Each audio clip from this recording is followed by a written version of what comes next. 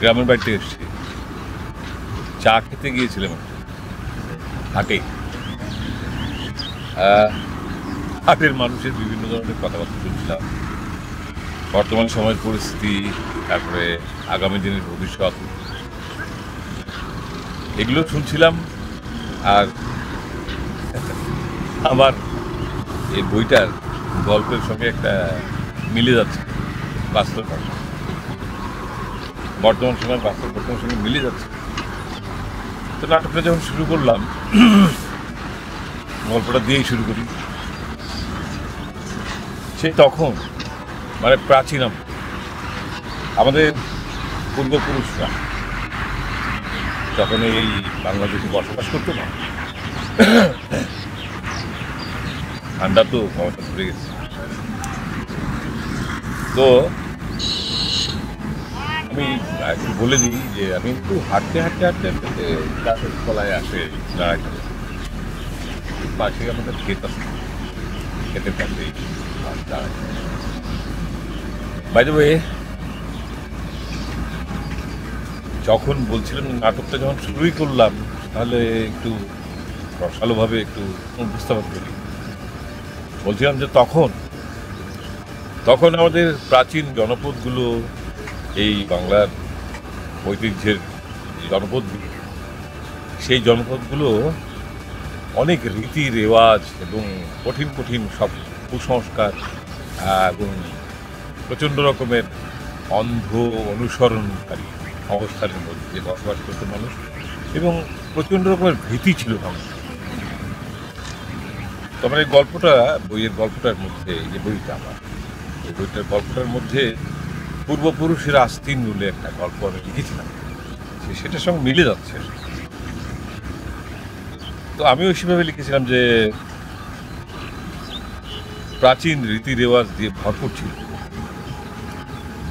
কারণটা একটাই, আমরা বাঙালিরা সাধারণত খুবই আবেগতাড়িত হয়ে থাকি। এই আবেগতাড়িত হওয়ার কারণে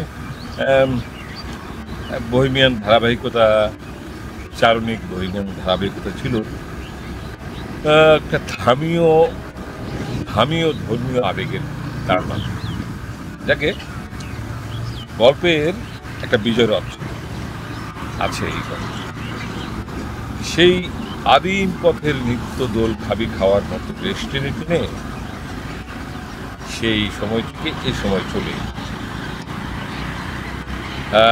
আমি আবার ফিরে তাকাতে বলছি সেই পুরনো আমলের সেই প্রাচীন জনপদের কথাগুলো কিন্তু ভালো করে ভেবে দেখতে হবে। আমি কথাগুলো অনেকভাবে মেলে ধরতে পারি, কিন্তু আমি সেটাতে যাচ্ছি না। কারণ পথ হাঁটতে হাঁটতে হাঁটতে হাঁটতে আমরা অনেক দূর সবুজ মাঠের কাছাকাছি এসে দাঁড়িয়েছিলাম, কিন্তু আমরা ছিলাম দরিদ্র এবং অসহায়। আমাদের কোনো রকমের কোনো পরিকল্পনা ছিল না, এবং আমরা শিক্ষায় ছিলাম অনেক পিছিয়ে।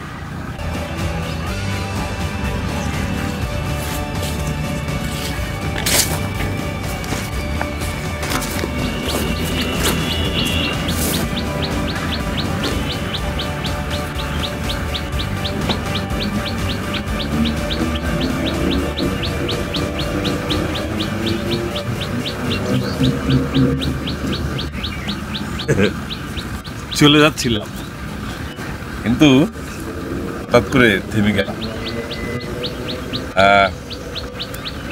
শেষ কথাটা বলেছিলাম না, আমরা অনেক পিছিয়ে আছি। আমরা আসলেই শিক্ষা দীক্ষায়, সংস্কৃতিতে, সামাজিকতায় এবং বিশ্বাসে, মানে আগামী ভবিষ্যতের জায়গায় পরিকল্পনাহীনভাবে আমরা কিন্তু এখনো একই রকমভাবে পিছিয়ে। সত্যি, এটাতে মিথ্যে করে কোনো কিছু বলার নেই। বর্তমানে অবস্থা দেখুন কি অবস্থা চলছে, রাজনৈতিক পরিস্থিতি, সামাজিকতা আর অস্থিরতা, সর্বত্রই যেন কেমন যেন একটা লেজে গবরে একাকার অবস্থা।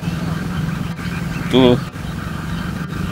আমার এখানে একজনের কথা বলা আছে, একটা বোকা লোক, সে গ্রামের মানুষকে প্রচণ্ড রকমভাবে বোকা বানানোর জন্য এবং তাদেরকে ভাঙিয়ে খাওয়ার জন্য না একটা পুতুল নিয়ে এসে পুতুলের সামনে নিয়ে এসে বলছে, যেটা আমার সেই প্রাচীন আমলের যে আমাদের পূর্বপুরুষ, সেই পূর্বপুরুষ রেখে গেছে, সেই রেখে যাওয়ার ফলশ্রুতিতে এটাকে উপাসনা করতে হবে এবং এটাকে নিয়ে অনেক ধুলাই মুচড়ি করতে হবে এবং এটাকে নিয়ে অনেক সামনে এগিয়ে যেতে হবে, তাহলে নতুন জীবন পেয়ে যাবে, নতুন ভবিষ্যৎ পেয়ে যাবে।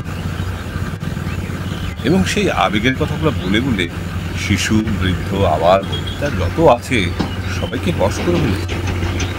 কিন্তু কি হবে, বাঙালি তো আবেগ তাড়িত। আবার ঘুরে ফিরে সেই দাও সেই গরুর কথা চিন্তা করে তারা বর্তমান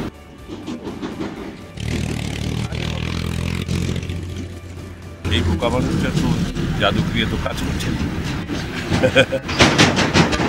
তাহলে কি করতে হবে? লাগাও উলট পালো, যা খুশি তাই, যেমন খুশি তেমন এই রকম। যাই হোক, আমি বাকিটা পরে